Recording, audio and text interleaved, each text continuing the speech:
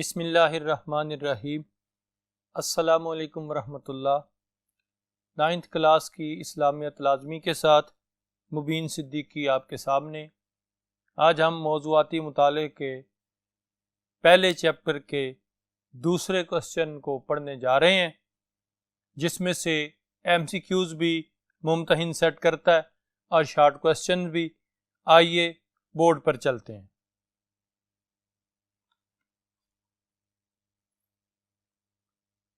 ہمارا آج کا ٹاپک حفاظت قرآن اور جمع تدوین قرآن ہے۔ حفاظت قرآن کا مطلب ہے کہ قرآن پاک کو محفوظ کر لینا، قرآن پاک کا محفوظ ہو جانا اور قرآن پاک کا کسی بھی قسم کی تبدیلی سے پاک ہو جانا۔ 1450 سال، 1440 سال سے زیادہ عرصہ گزر چکا ہے، اور قرآن پاک کو نازل ہونے کے بعد اس طویل عرصے میں آج تک اس کتاب میں ذرہ برابر بھی تبدیلی واقع نہیں ہوئی۔ جس طرح یہ نازل ہوا تھا آج بھی بالکل اسی طرح ہمارے پاس موجود ہے۔ یہ محفوظ کس طرح ہے؟ چند نکات کے تحت ہم اس کا جائزہ لیں گے۔ نمبر 1، وعدہ خداوندی۔ اللہ تعالیٰ نے 4 آسمانی کتابیں نازل فرمائی ہیں، تورات، زبور اور انجیل اور قرآن پاک۔ پہلی جو 3 کتابیں ہیں ان کی حفاظت کا ذمہ اللہ تعالیٰ نے نہیں لیا۔ اللہ تعالیٰ نے بالکل نہیں کہا کہ ہم نے انہیں محفوظ کیا ہے، لیکن جب قرآن پاک نازل کرنے کا وقت آیا تو پھر قرآن پاک کو نازل کرنے کے ساتھ ساتھ اللہ تعالیٰ نے اس کی حفاظت کا ذمہ بھی لیا، اسے محفوظ بھی فرما دیا۔ اللہ تعالیٰ نے وعدہ فرمایا، قرآن مجید کے اندر موجود ہے، اِنَّا نَحْنُ نَزَّلْنَا الذِّكْرَ وَإِنَّا لَهُ لَحَافِظُونَ۔ بے شک یہ ذکر یعنی قرآن ہم نے نازل فرمایا اور ہم خود اس کی حفاظت کرنے والے ہیں۔ تو یہ وعدہ خداوندی ہے، اللہ تعالیٰ کا کیا ہوا وعدہ ہے، جس کی وجہ سے یہ کتاب آج تک ذرہ برابر، زیر زبر پیش کے برابر بھی رد و بدل یا تبدیلی سے محفوظ رہی ہے۔ دوسرا پوائنٹ ہمارا طریقہ نزول ہے۔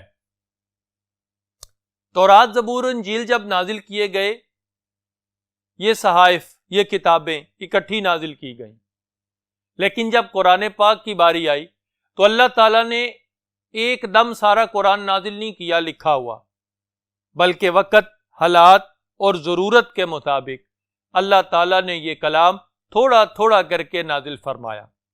اسی لیے اس کی مدت نزول تقریباً 23 سال ہے۔ 23 سال کا عرصہ لگا اس قرآن پاک کو نازل ہونے میں۔ اسی وجہ سے جب نازل ہوتا رہا ساتھ ساتھ محفوظ بھی ہوتا رہا۔ تیسرا، کتابت قرآن۔ جب تھوڑا تھوڑا کر کے نازل ہوا نا، تو نبی کریم صلی اللہ تعالی علیہ وسلم نے قرآن پاک کو تحریر کرنے کا انتظام فرما دیا تھا، قرآن پاک کو لکھوانا شروع کر دیا تھا، تو ساتھ ساتھ تحریر بھی ہوتا رہا۔ کثرت سے آج قرآن پاک ہر گھر میں لکھا ہوا تحریراً موجود ہے۔ نمبر 4، حفظ قرآن۔ جوں جوں قرآن نازل ہوتا گیا ساتھ ساتھ صحابہ کرام اسے یاد بھی کرتے گئے۔ صحابہ کرام کثرت سے قرآن پاک یاد کرتے تھے، اور کئی صحابہ کرام کو قرآن پاک نزول کے ساتھ ساتھ ہی جب حضور سے صلی اللہ علیہ وسلم سے سنتے ساتھ ساتھ ہی یاد بھی کر لیتے۔ تو کئی صحابہ کرام کو قرآن پاک حفظ تھا، اور قرآن پاک کا یہ اعزاز ہے کہ قرآن پاک آج ہم روئے زمین پر اگر دیکھیں تو ہمارے سامنے چھوٹے سے چھوٹا بچہ 7 سال کی عمر تک کا بھی ایسا ملے گا کہ جس کو پورا قرآن پاک زبانی یاد ہے، حفظ ہے۔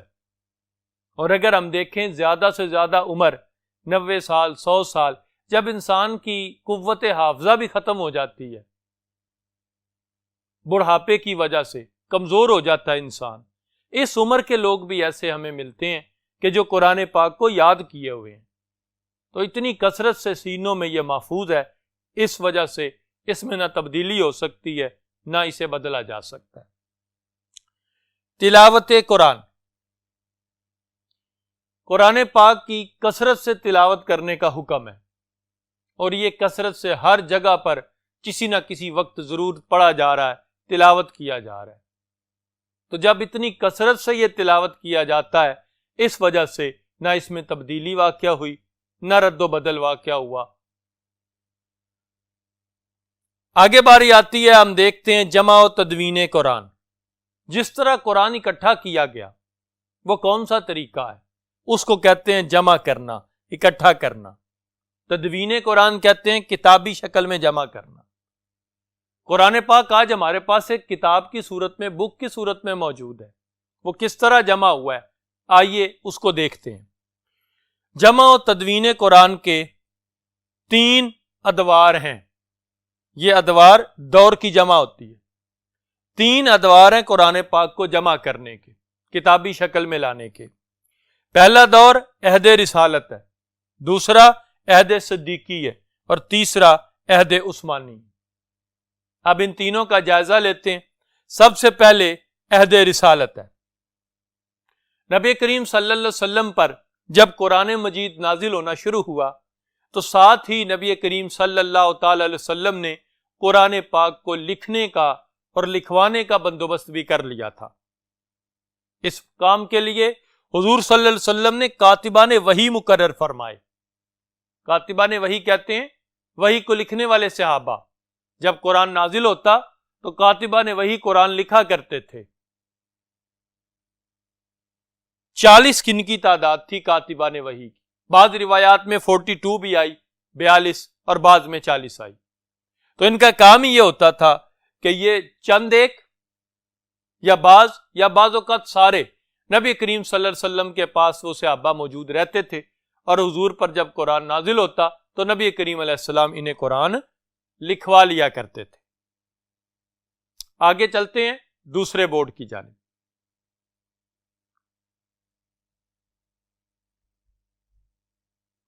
ہم دیکھتے ہیں کہ جس وقت اہل رسالت تھا، نبی کریم علیہ السلام پر قرآن نازل ہو رہا تھا، اور کاتبان وحی لکھنے والے صحابہ لکھا کرتے تھے۔ کون کون سی اشیاء تھیں جن پہ قرآن لکھا جاتا تھا؟ کھجور کے پتے تھے، پتھروں کی سلیں تھیں، ٹکڑیاں پتھروں کی، اونٹ کے شانے کی ہڈی تھی، چمڑے کے ٹکڑے ہوا کرتے تھے جن پر قرآن مجید تحریر ہوتا تھا۔ ایسا درخت جس پر سے چھلکا، وہ درخت کی چھال پر بھی بعض اوقات قرآن مجید کی آیات کو لکھا جاتا تھا۔ جو ہی کوئی آیت نازل ہوتی، سورت نازل ہوتی، نبی کریم صلی اللہ علیہ وسلم کاتبان وحی کو بلواتے اور ارشاد فرماتے کہ یہ آیات نازل ہوئی ہیں۔ اللہ کے حکم کے مطابق ترتیب بھی بیان فرما دیتے کہ ان آیات کو اس صورت میں لکھنا ہے، ان آیات کے بعد لکھنا ہے، اور ان آیات سے پہلے لکھنا ہے۔ تو یہ ترتیب نبی کریم علیہ السلام کی لگائی ہوئی ہے، جو انہوں نے اللہ کے حکم سے لگوائی تھی۔ قرآن پاک نازل ہوا قرأت قریش میں۔ قرأت قریش وہ قرأت ہے جس انداز سے قرآن پڑھا جاتا تھا۔ تو یہ قرآن پاک کی چیزیں جن پر قرآن لکھا ہوا تھا، یہ اشیاء مسجد نبوی شریف میں ایک مقام مقرر تھا جہاں پر یہ رکھی ہوئی موجود ہوتی تھیں۔ یہ عہد رسالت میں قرآن پاک کا جمع ہونا اور اکٹھا ہونا ہے کہ جب بھی کسی صحابی کو ضرورت ہوتی، وہ آتا مسجد نبوی میں، قرآن پڑھتا، اسے یاد کرتا، اور وہ وہیں رکھ کر واپس چلا جاتا۔ کسی کو وہ لے جانے کی اجازت نہیں تھی ہوتی، جو اشیاء حضور علیہ السلام نے خود لکھوائی تھیں۔ اس طرح صحابہ یاد بھی کر لیتے، اگر کسی نے گھر لے جانا ہوتا تو نقل کر کے اپنے پاس لے جاتے تھے۔ یہ طریقہ کار تھا عہد رسالت میں قرآن مجید کو پڑھنے کا، ان اشیاء پر سے جو اشیاء نبی کریم علیہ السلام نے جن پر قرآن پاک لکھوایا تھا۔ عہد صدیقی، عہد رسالت میں قرآن پاک کتابی شکل میں جمع نہیں ہوا، یہ دوسرا دور ہے۔ دوسرے دور میں جب نبی کریم صلی اللہ تعالی وسلم کا وصال ہوا، حضرت ابوبکر صدیق رضی اللہ تعالیٰ عنہ خلیفہ بنے، تو کچھ لوگوں نے نبی ہونے کا دعویٰ کر دیا، اور نبی ہونے کا دعویٰ کیا جب، تو حضرت ابوبکر صدیق نے ان لوگوں کے خلاف جہاد کیا، جنگیں لڑیں۔ اس سلسلے کی سب سے بڑی لڑائی جنگ یمامہ ہوئی تھی، جو مسیلمہ کذاب کے خلاف لڑی گئی تھی۔ اس جنگ کے اندر 1200 صحابہ شہید ہوئے تھے۔ ان 1200 میں سے 700 صحابہ ایسے تھے جو حافظ قرآن تھے۔ چونکہ 700 صحابہ حافظ قرآن تھے، اتنی کثیر تعداد میں حفاظ قرآن کے شہید ہونے کی اطلاع جب مدینہ المنورہ پہنچتی ہے تو حضرت عمر رضی اللہ تعالیٰ عنہ اس سن کر پریشان ہو جاتے ہیں۔ آپ حضرت ابوبکر صدیق کو مشورہ دیتے ہیں کہ قرآن پاک کو ایک کتاب کی شکل میں جمع کیا جائے تاکہ قیامت تک قرآن پاک محفوظ ہو جائے، کیونکہ اگر اسی طرح حفاظ قرآن شہید ہوتے رہے تو ممکن ہے قرآن پاک دنیا سے اٹھ جائے گا۔ حضرت ابوبکر صدیق نے پہلے تو انکار کیا کہ وہ کام کس طرح کیا جا سکتا ہے جو نبی کریم صلی اللہ تعالی وسلم نے نہیں کیا، لیکن حضرت عمر کے اصرار پر، بار بار کہنے پر حضرت ابوبکر صدیق اس بات کے لیے راضی ہو گئے، اور آپ نے پھر حضرت زید بن ثابت رضی اللہ تعالیٰ عنہ کو بلوایا، جو کہ عہد رسالت میں کاتب وحی بھی تھے۔ ان کو بلوایا اور انہیں حکم دیا کہ اس طرح قرآن پاک کو ایک کتاب کی شکل میں جمع کریں۔ حضرت زید بن ثابت رضی اللہ تعالیٰ عنہ کہتے ہیں کہ اگر مجھے یہ کہا جاتا کہ میں احد پہاڑ کو اٹھا کے دوسری جگہ پہ رکھ دوں تو یہ کام میرے لیے زیادہ آسان تھا بنسبت اس کے کہ اتنا بڑا بوجھ میرے کندھوں پر ڈال دیا گیا۔ حضرت زید بن ثابت رضی اللہ تعالیٰ عنہ نے قرآن پاک کی وہ نقول جو مسجد نبوی میں یہ چیزیں موجود تھیں، ان کو سامنے رکھا اور کتابی شکل میں قرآن پاک کو تحریر کرنا شروع کر دیا۔ آپ کا طریقہ تھا کہ آپ دو صحابہ کرام کی گواہیاں لیتے تھے کہ ان آیات کے بعد یہی ہے، اس کے بعد یہی تحریر ہو رہا ہے۔ اس کے بعد پھر جب ساری گواہیاں مل جاتی پھر اس مصحف میں لکھا کرتے تھے، اس نسخے میں لکھا کرتے تھے جو نسخہ تیار ہو رہا تھا۔ 1 سال کا عرصہ لگا، 1 سال مدت ہے پوری، کہ 1 سال کے عرصے میں قرآن پاک کتابی شکل میں لکھا ہوا تحریر ہو گیا۔ یہ بھی قرأت قریش پر لکھا گیا تھا۔ اس کے بعد یہ جو مصحف ہے یہ جب تک حضرت ابوبکر صدیق موجود رہے ان کے پاس رہا، یہ نسخہ قرآن پاک کا۔ حضرت ابوبکر صدیق رضی اللہ تعالیٰ عنہ کے وصال کے بعد یہ نسخہ حضرت عمر فاروق رضی اللہ تعالیٰ عنہ کے پاس رہا۔ ان کی شہادت کے بعد یہ نسخہ حضرت حفصہ رضی اللہ تعالیٰ عنہ ام المومنین کے پاس رہا، جو حضرت عمر کی صاحبزادی ہے۔ یہ تھا ہمارا دوسرا دور عہد صدیقی میں، جس طرح قرآن پاک تیار ہوتا آیا اور کتاب کی شکل میں جمع ہوتا آیا۔ تیسرا دور ہے عہد عثمانی، یہ حضرت عثمان غنی رضی اللہ تعالیٰ عنہ کا دور ہے۔ حضرت ابوبکر صدیق کے وصال کے بعد حضرت عمر فاروق رضی اللہ تعالیٰ عنہ کا دور خلافت ہے، یہ تقریباً 10 سال پر محیط ہے، 10 سال کا عرصہ ہے۔ اس عرصے میں اسلام دور دراز علاقوں میں پھیلا، غیر مسلم ممالک فتح ہوئے اور وہ لوگ مسلمان ہوئے۔ حضرت عثمان غنی رضی اللہ تعالیٰ عنہ جب خلیفہ بنے تو آپ نے مختلف جماعتیں تیار کیں جو دور دراز علاقوں میں گئیں اور جا کر دین کی تبلیغ کی، ان کو دین سکھانے کے لیے بھیجا۔ حضرت حذیفہ یمانی، یہ نبی کریم صلی اللہ علیہ وسلم کے صحابی ہیں، یہ جب دور علاقوں میں گئے نا تو انہوں نے دیکھا کہ لوگ قرآن پاک کو غلط پڑھتے ہیں، ان کا پڑھنے کا طریقہ درست نہیں ہے۔ پھر وہاں سے ولٹ کر واپس آئے اور حضرت عثمان غنی رضی اللہ تعالی عنہ سے عرض کرنے لگے کہ حضرت امت کی خبر لیں، امت قرآن کے پڑھنے میں اختلاف کرتی ہے، ہر بندہ یہی سمجھتا ہے کہ میں صحیح پڑھتا ہوں، کیونکہ لہجے میں اختلاف ہے اس لیے آپس میں جھگڑے ہو جاتے ہیں، تو آپ امت کو ایک قرأت پہ جمع کریں۔ حضرت عثمان غنی رضی اللہ تعالیٰ عنہ نے حضرت زید بن ثابت رضی اللہ تعالیٰ عنہ کو پھر بلوایا، اور بلوانے کے بعد ان کی یہ ڈیوٹی لگوائی کہ آپ عہد رسالت میں بھی کاتب وحی رہے، آپ عہد صدیقی میں بھی قرآن پاک کے نسخہ کو جمع کر چکے، اب آپ اس نسخے سے بہت سی نقلیں قرآن پاک کی تیار کروائیں۔ حضرت زید بن ثابت رضی اللہ تعالیٰ عنہ کی نگرانی میں وہ مصحف جو ابو بکر صدیق کے زمانے میں تحریر ہوا تھا قرۃ قریش پر، وہ منگوایا گیا حضرت حفصہ رضی اللہ تعالیٰ عنہا سے، اور اس کو دیکھ کر نقلیں تیار کروائی گئیں قرآن پاک۔ جب قرآن پاک کی بہت سی نقلیں تیار ہو گئیں تو پھر وہ مصحف جو ہے وہ حضرت حفصہ کو واپس بھیج دیا گیا، اور وہ جو نقول تیار کی گئی تھی حضرت عثمان غنی رضی اللہ تعالیٰ عنہ نے ایک حکم نامے کے ساتھ ہر گورنر کو ایک ایک نسخہ بھی بھیجا اور ساتھ ساتھ ایک قاری قرآن بھی بھیجا، اور حکم جاری کر دیا حضرت عثمان غنی نے کہ جو نسخہ قرآن پاک کا میں بھیج رہا ہوں اس نسخے کی نقلیں تیار کروا کے اپنے علاقے میں تقسیم کروا دیں، اور اپنے علاقے کے لوگوں سے کہہ دیں کہ وہ قرآن پاک پڑھنا سیکھے اس شخص سے جس شخص کو میں نے آپ کی طرف بھیجا ہے۔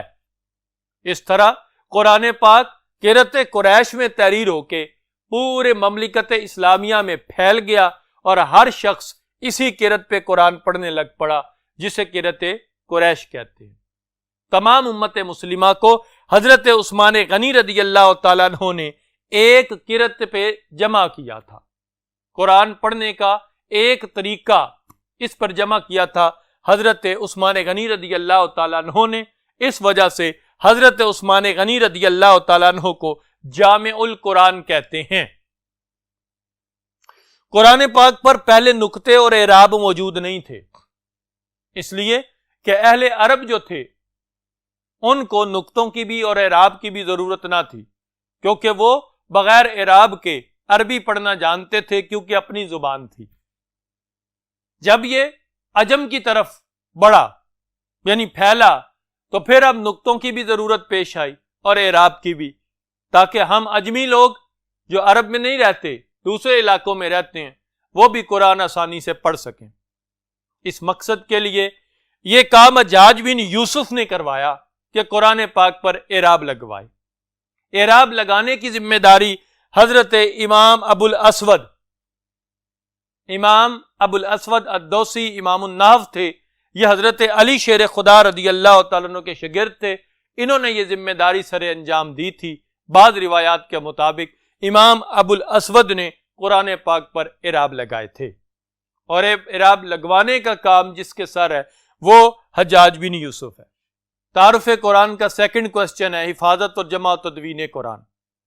آج ہم نے پڑھ لیا، اس میں جو شارٹ کوسچن اور ایم سی کیوز بنتے وہ ساتھ ساتھ آپ کو بتاتا رہا ہوں کہ کہاں کہاں سے ممتحن سوال کرتا ہے، کن کن چیزوں پہ قرآن لکھا جاتا رہا، کاتبان وحی سے کون لوگ مراد ہیں، کتنے عرصے میں قرآن نازل ہوا وغیرہ۔ ان تمام باتوں کو اچھی طرح ذہن نشین رکھیے گا تاکہ جس وقت آپ کمرہ امتحان میں بیٹھیں تو آپ کو کسی قسم کی کوئی پریشانی نہ ہو۔ نیکسٹ لیکچر میں اگلے کوسچن کے ساتھ حاضر ہوں گے، تب تک کے لیے اللہ حافظ۔